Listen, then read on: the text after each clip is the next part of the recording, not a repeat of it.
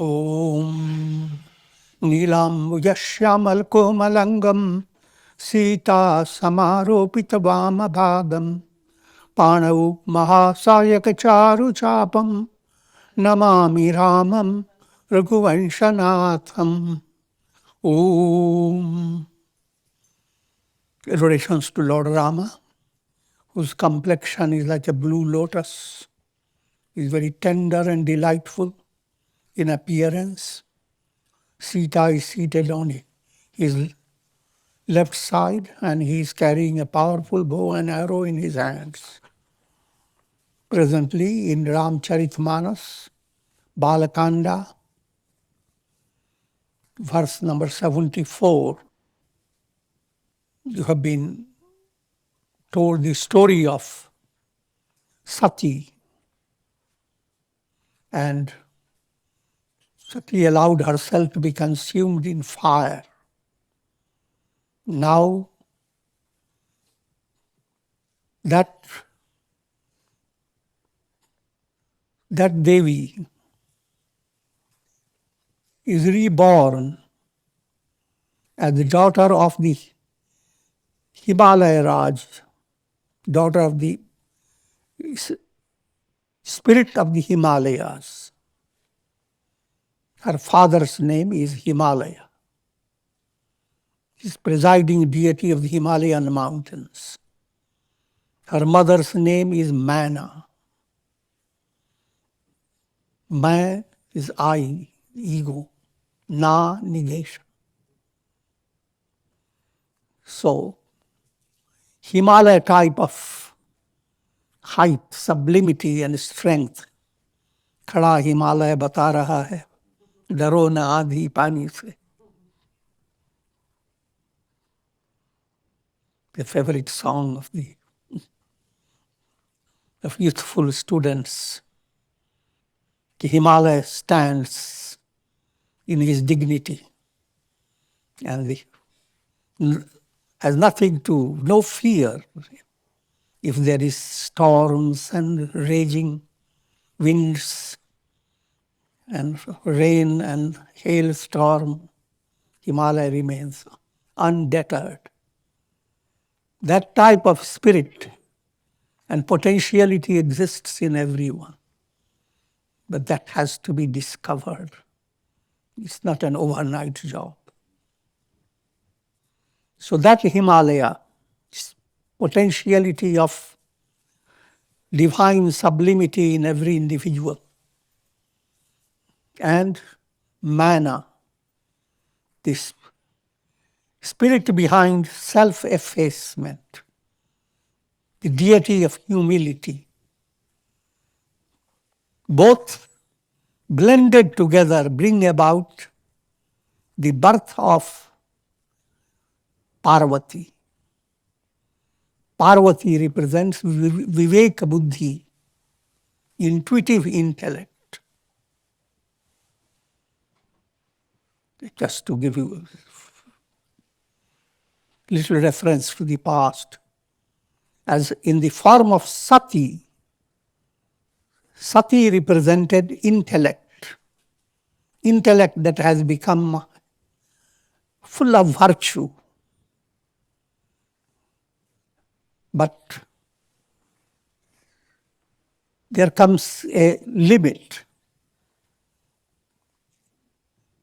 If intellect stays with a virtue without transfiguration, it's just like a caterpillar that gets very comfortable with cushions all around it. Still, it's a caterpillar.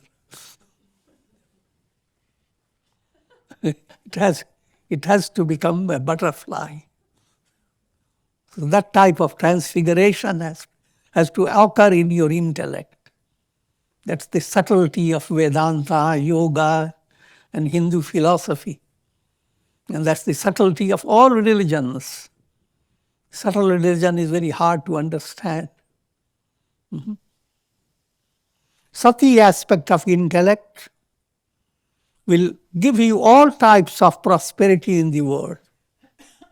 But that prosperity will be incomplete. It will not give you profound contentment,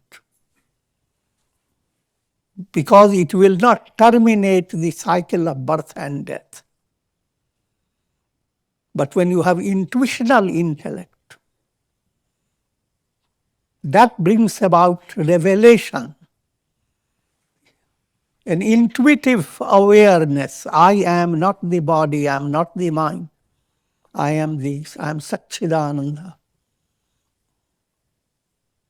It is that type of intellect that represented Sati, who, realizing her predicament, that she was limited and her father was insulting Shiva constantly, she allowed herself to be burnt in the fire that emerged out of itself, herself.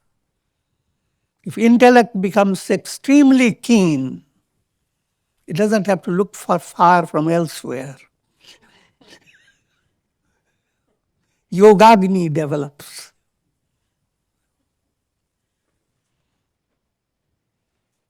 That intellect now is reborn as the daughter of Himalaya and Manna.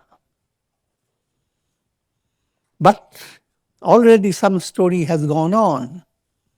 She is now well known as Parvati Devi.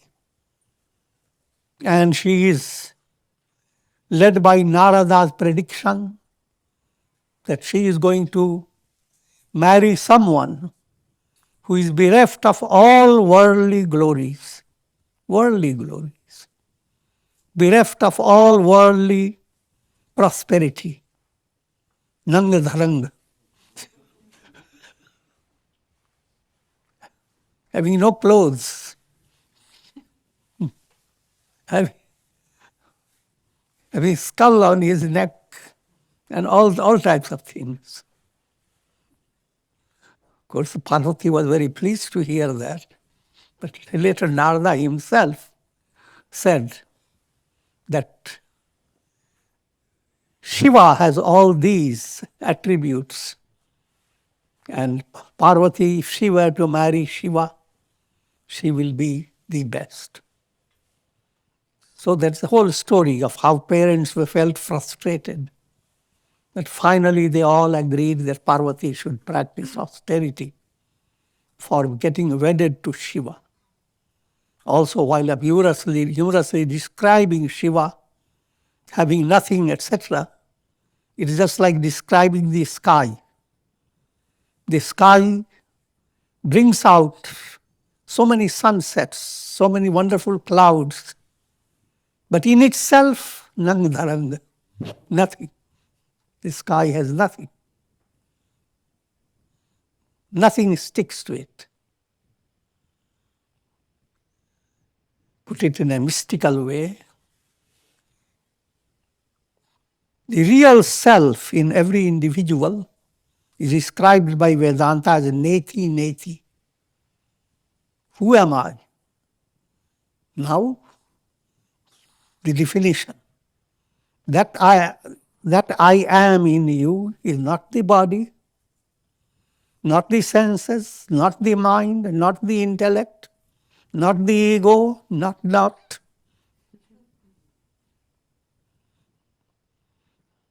And if you are not well trained and sensitive aspirant, then there is nothing to be attracted to. Why to get a goal that is only not?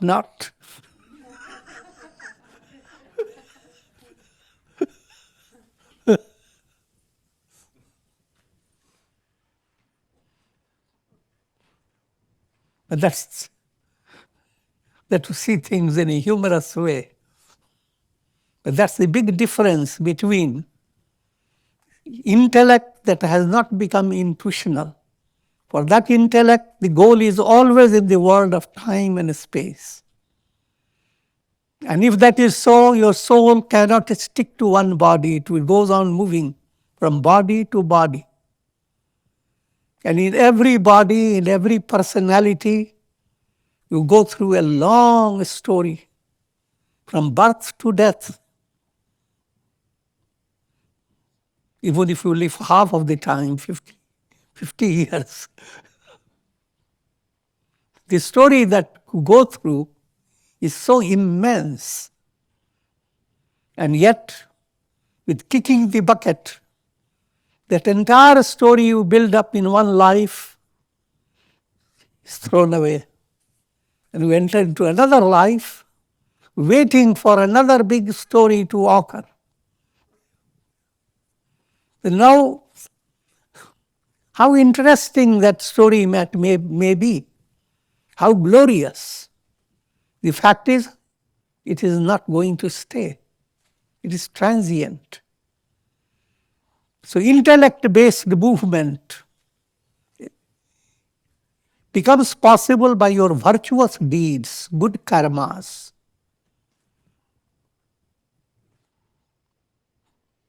But then that good karma has two aspects.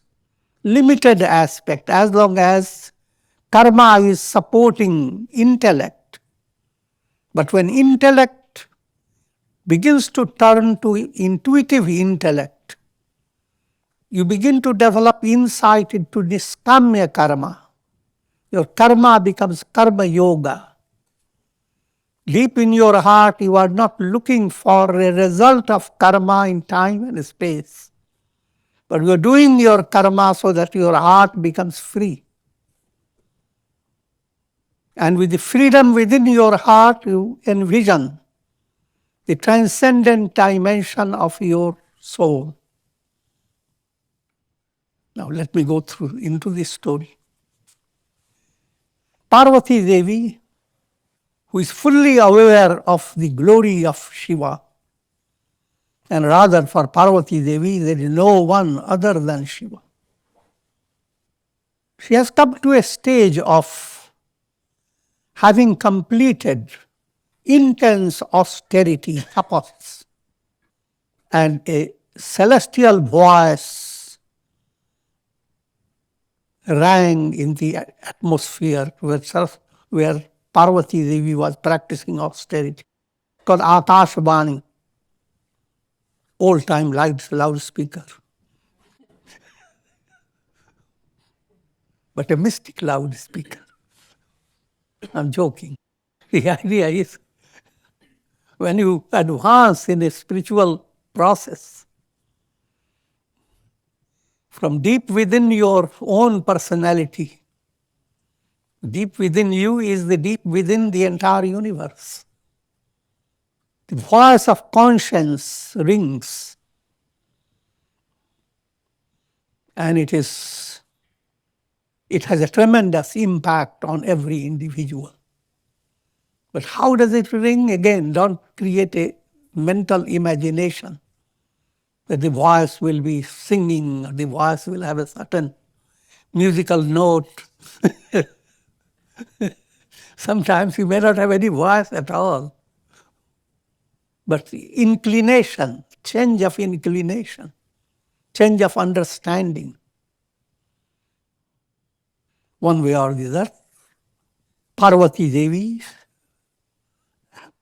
listened to that celestial voice. Now what did the voice say? Astapu kahu nakin bhavani, bhayo anek dhir muni jnani, abur dharahu brahma varabani, satya sada santat suchi jani. A moment. Big things have to be told in suspense.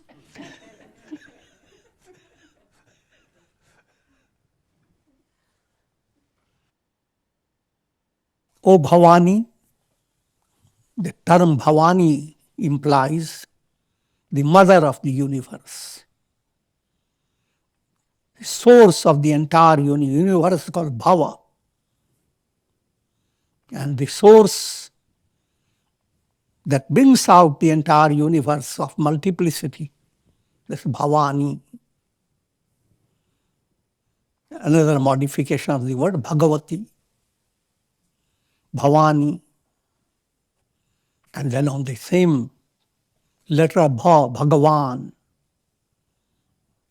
There have been great ascetics, munis, jnanis, but this is a reference to those who are not enlightened, but they have reached tremendous intellectual scholarship, and they have done lots of siddhis. They can fly in the air, they can do many amazing things. But no one of those that category has ever done austerity like Parvati. The message is that doesn't mean that now be satisfied that Parvati did it. The message is that's the example you have to follow. The Parvati potential is in every individual. Ab urdharahu brahma barabani satya sada santat suchijani. Let this voice, the mystic Vani, mystic voice of Brahma, that is the truth. Knowing this truth to be absolutely pure and eternally true, place it and shine it in your heart.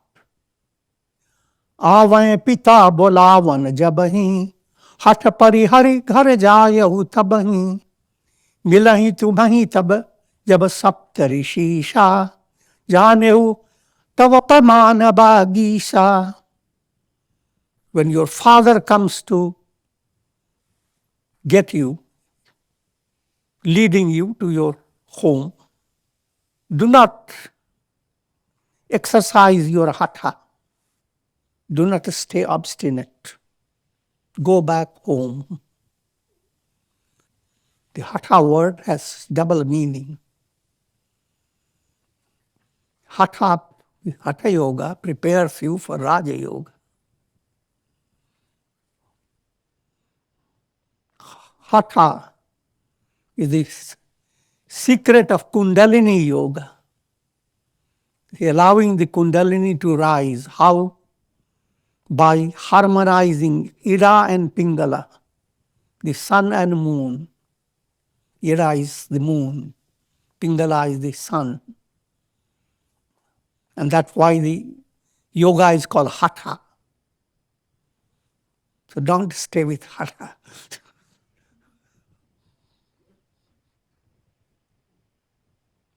There's profounder meaning. The regular, ordinary meaning, don't be obstinate, O Parvati. You must realize how the scriptures give messages to different minds in different ways. 7 rishis will come to advise you or confront you. And when 7 rishis have come, you know, this celestial voice has its authenticity. Again, 7 rishis that will meet you. They relate to 7 bhūmikas, 7 stages of wisdom. It's a profounder interpretation. And though I have said many times, and I will repeat again, Shubhajcha, aspiration for attaining enlightenment, that first step. Vicharana, mind that becomes intensely involved in reflecting upon who am I, what's the truth. You have come to next step. Tanumanasi, when impurities of your unconscious have come to a attenuated state. Tanumanasi is third step. And when your unconscious has become free of malina vasana, impure impressions, and it is fully luminous, and called sattva bhakti. Fourth step is you have entered at this step of an gradual liberation. From there, you can declare yourself to be liberated. Of course, this is an allegorical expression. Anyone in that stage has no need to declare anything. If you attain worldly things, then you go on declaring. But when you get this profound spiritual fulfillment, that's not a matter of declaration.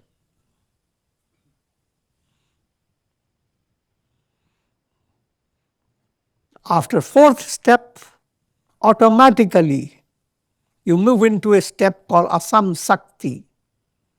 You live in the world, but the world will become just like you are roaming in your dream. With the knowledge it is dream. That's again allegorical. The idea is you will do all things, but you will not create karmas. And whatever you do, you are not counting upon its results. You are viewing the world in a sportive way. Just like a person knowing it is a dream, goes on experiencing the dream. In your dream, you realize it is a dream and go on eating your ice cream.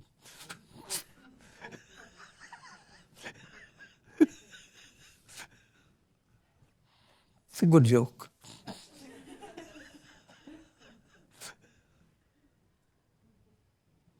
And after that comes padartha bhavana. Even the dream-like state is not there. That unruffled peace that you had in sleep, it dominates your life and your personality all the time, without interfering with your activity in day-to-day life. And then comes the last, when a Jivan Mukta's karma that was sustaining his body has come to an end. So his personality will not be there. That's called Videha Mukti, Turiya, the fourth state. So these 7 steps, they are represented by 7 great sages. An intellect that has become intuitional, intuitive intellect for gaining its maturity and full blossomed state, it must confront those 7 sages. It must have a sniff of those 7 steps. And that sniff has come in. So Saptarshis have, that's what the celestial voice says, the Saptarshis will come to you. Then you know that this Akashvani, the celestial voice, is authentic. Sunat gira vidhi gagana bakhani, pulak gat girija harasani. This voice, having heard, Parvati ji was extremely thrilled. Uma charit sundara mai gawa, sunahu sambhukar charit suhava. Tulsi ji says, I have sung the beautiful story of Uma, Parvati. But now listen to what happened to Shiva. Now, Shiva is the soul potential. Parvati is Viveka Buddhi potential. The 2 ways to look at spiritual progress. What's happening to your understanding? That's one way to look at it. What's happening to your soul? Another way to look at it. Until you realize soul and your intellect are one and the same. And we look no more. But keep that in view. Now we are turning to what will happen to this soul if the buddhi has become transfigured or is getting transfigured into intuition. What are the qualities that will develop in the soul? And that's played out by Shiva's role. जब ते सती जाई तनु त्यागा तब ते शिव मन भयो विरागा. Shiva's mind, since Sati allowed herself to be burnt up, the mind of Shiva became filled with dispassion. Nothing to be interested in. Dispassion. So that's what will happen to your soul. If your intellect begins to develop intuitional transformation, your soul will not find anything interesting in the world.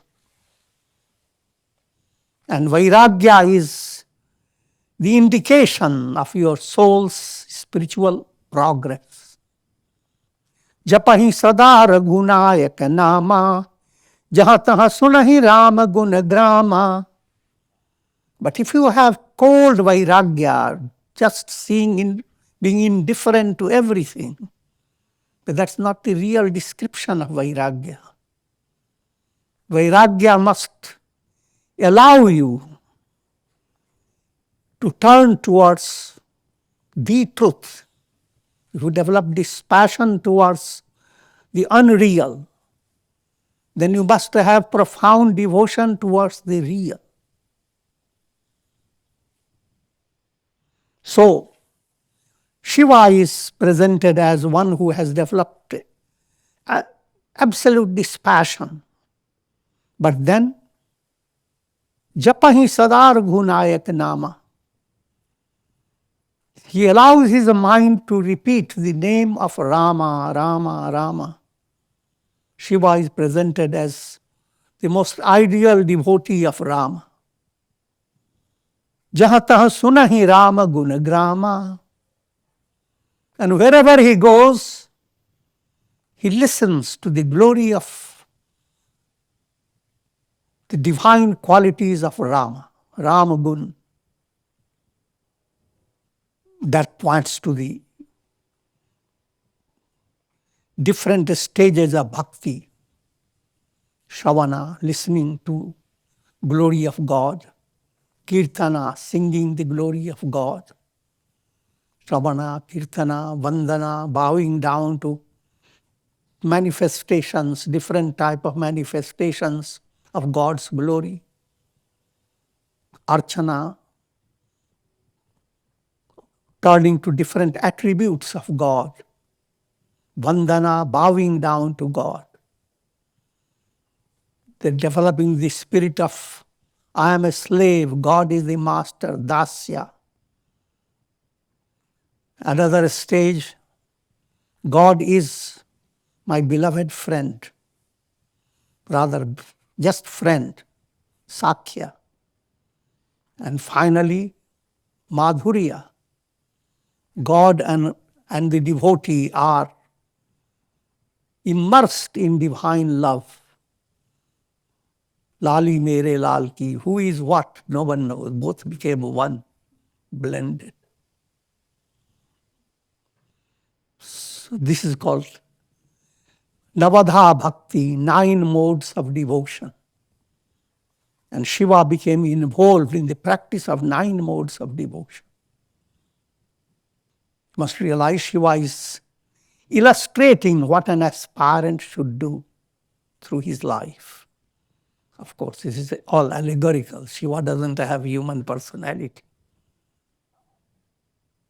Chidananda Sukhatam Shiva Vigata Moha Madatam Vicharahi Mahidhari Hridaya Hari Sakala Loka Hari Abhiram. Shiva, in reality, essentially, is Chidananda, consciousness and bliss. Sukhadham, abode of happiness, joy. Vigata moha mad kam. Moha mad kam, moha, delusion. Mad, conceit, pride. Kam, passionate desires. Three of them have been mentioned. The other three are implied. Just always remember. Sada-ri-pu.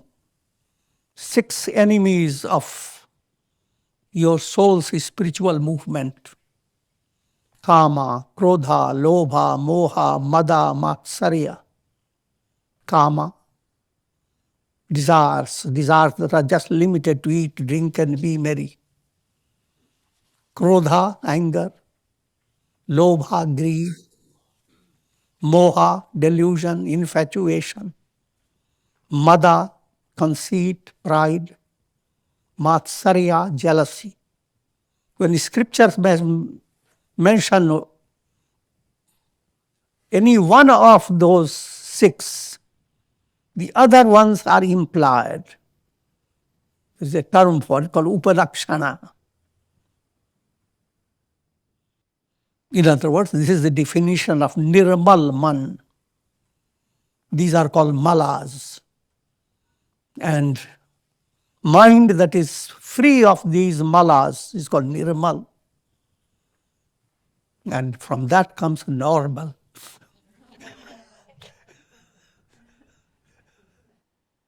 You are a normal person. Your mala is not in it. Until then you are abnormal. Vicharahi mahidhari hridaya hari. Enshrining God in his heart, he moves around.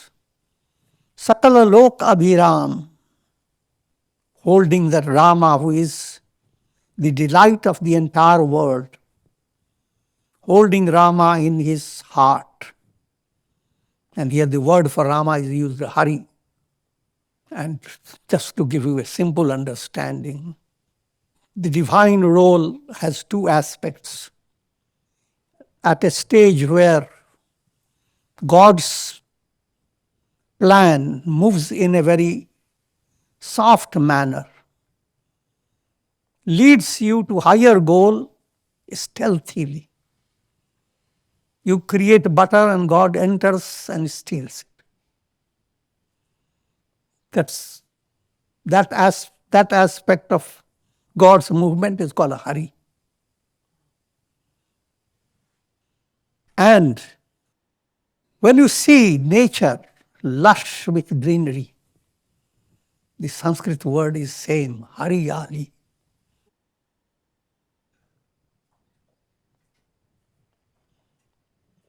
And if you place Hari in your heart, Hariyali hi Hariyali hai.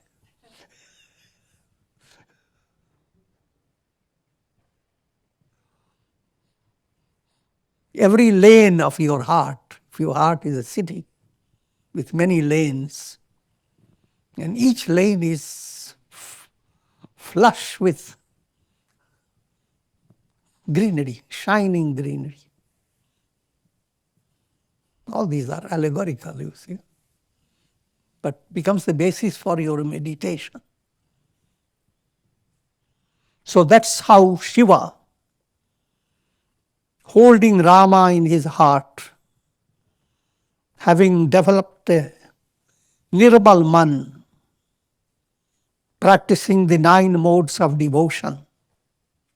All this description is the ideal that is an aspirant must bring in his personality.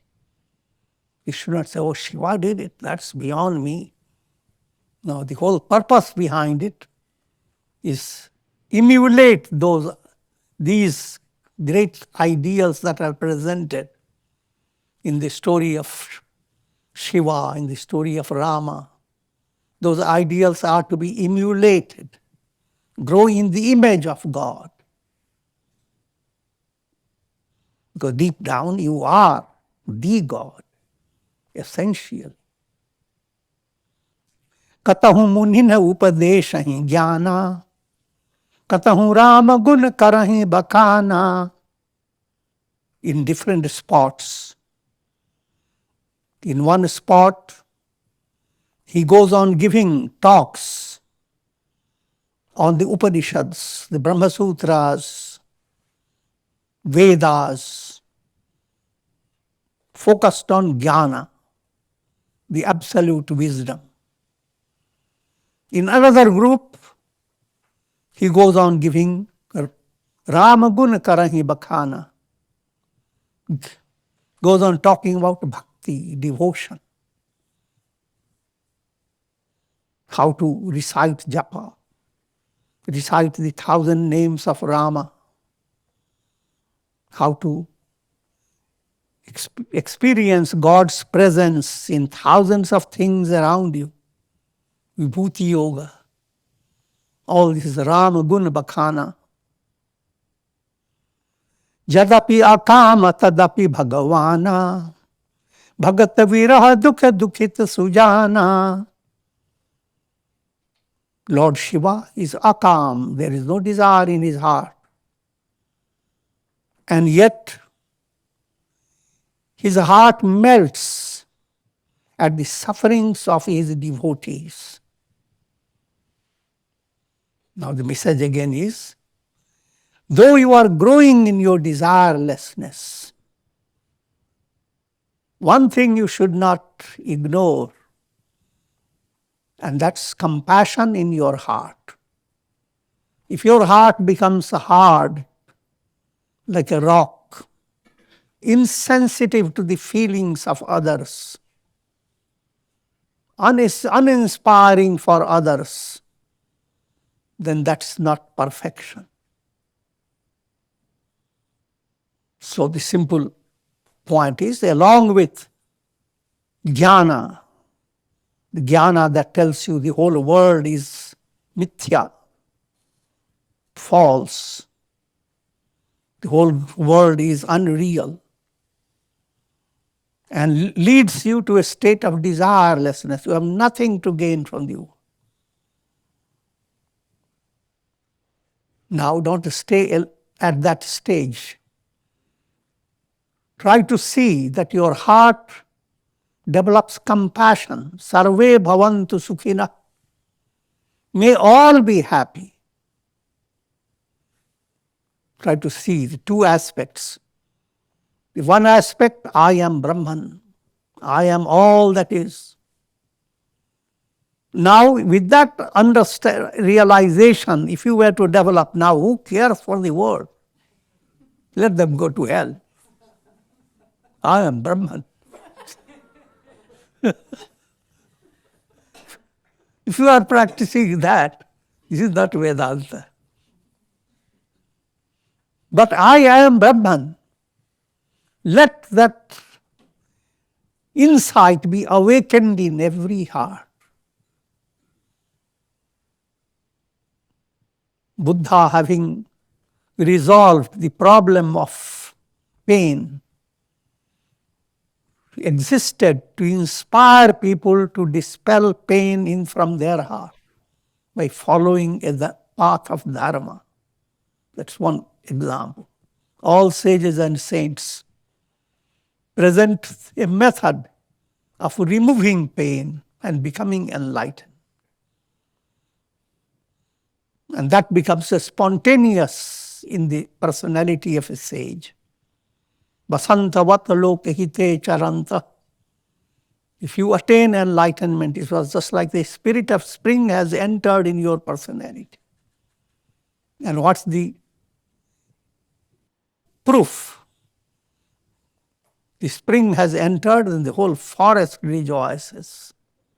And that's the proof the spring has come. If enlightenment has come in a person, such is his inspiring role. And that's described as Bhagat Viraha Dukha Dukhit Sujana. His heart melts at the sufferings of others. Yahi vidhigayu kala bahubiti, nitanay hoi Rama pada priti. Thus, quite a long period of time passed. But long period of time, Past, there was no boredom about it. Nitya hoi Rama pad priti. Every day, a new form of divine taste develops. Taste of divine love. This point I have explained to you. Things of this world, when they become pleasant, one develops raga, attachment. And raga-based bond is called rakti. But as raga advances, you suffer from a load of stress, how to secure the object of your love. The object of your love does not excite you the way you felt in the beginning. Day by day, you are moving away from the real joy and entering into a world of stress and load. That's the predicament of things of the world. When you love them, in the beginning your eyes shone and you were full of joy. But as time passes, all your energy goes how to control that object of love or person of love, whomsoever. So it is not anurakti. Devotion is anurakti. What you first encountered and the joy you developed, that was the beginning. First day, your eyes opened 1%. Second day, it opens 2%. Third day, 3%.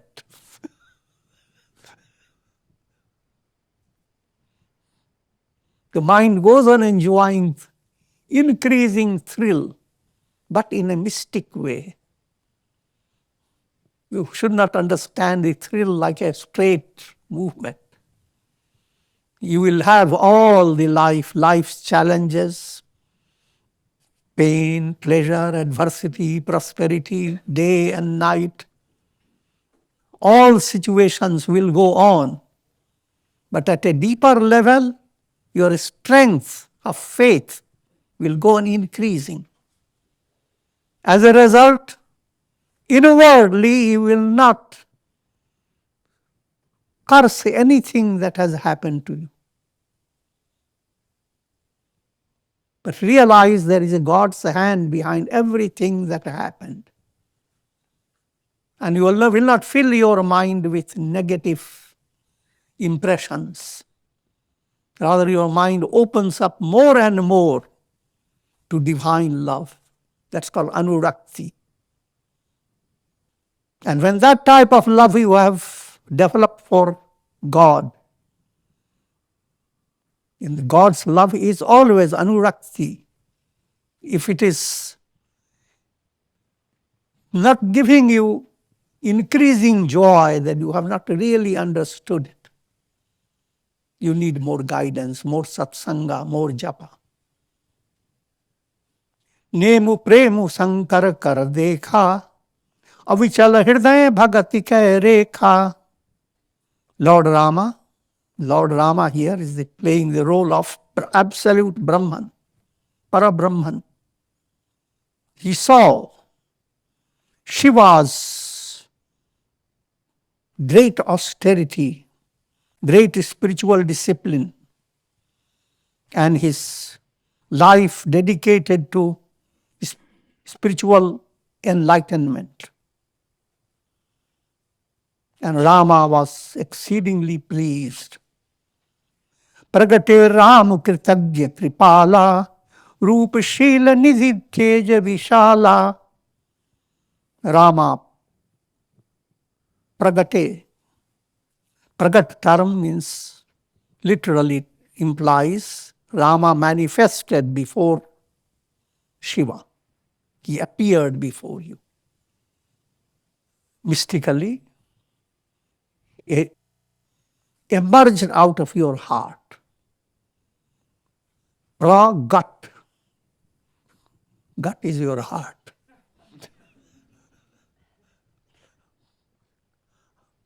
Out of the heart, a flash of light, a flash of new insight developed. Mind can interpret it as vision of Rama, Krishna, Jesus, whomsoever. But it came from your heart.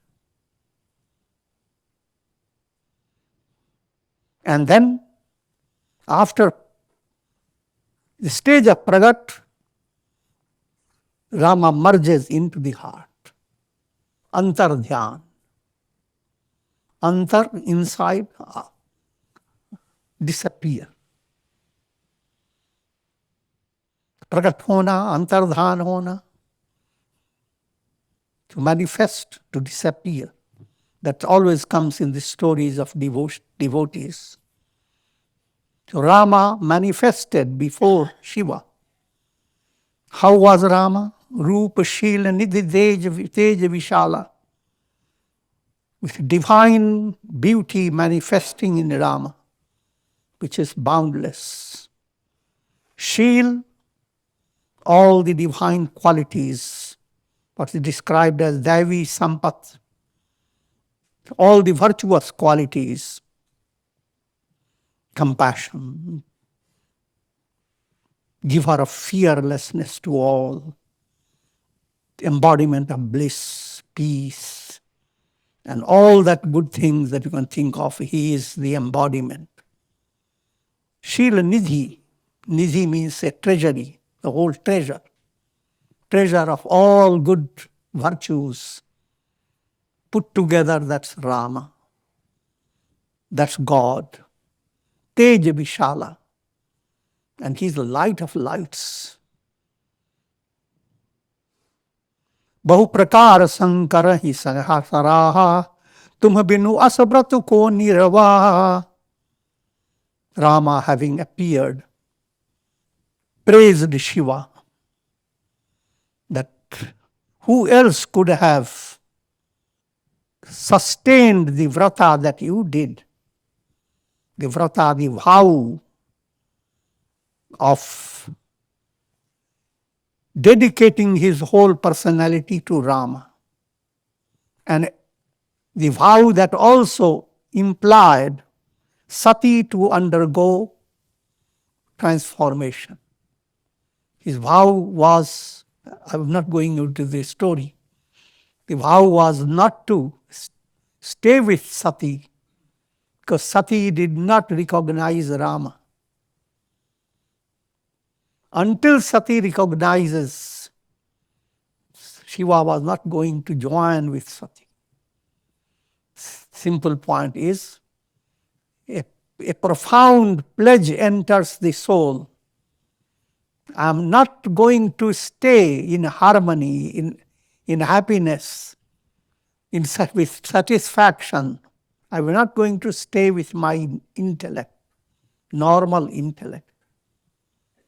I will have intuitive intellect. Until then, there is nothing to do with the intellect. Shiva Sankalpa. So it's not just this story relating to Shiva, but it's a message for every aspirant. Bahuvidhi Rama Sivahi Samujhava, Parvati Kar Janam Sunava. Turning to the storylines, Rama tells Shiva that Sati has been born as Parvati, and she has gone through all austerities. Ati puneet girija ke karani, vistar sait kripanidhi varani.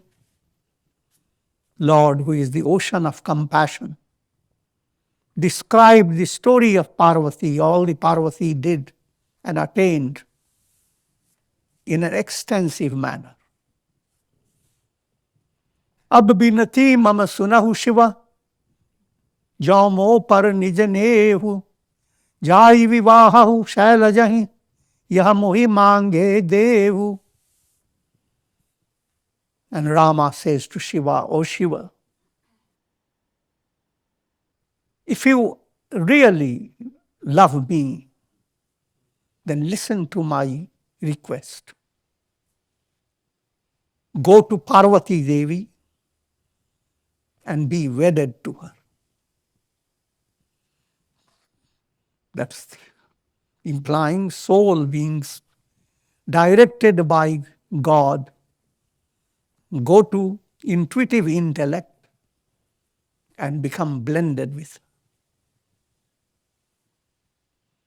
And that allows Shiva to destroy a demon Taraka. Because this marriage brings Ganesha and Subramanya as Shiva's sons. Ganesha is the commencement of a spiritual movement. Kartikeya is the end, alpha and omega of whole spiritual process. All this is implied when you see Shivalaya and turn to any Shiva-related stories. All this is the mystery of Puranas, and I will stop at this.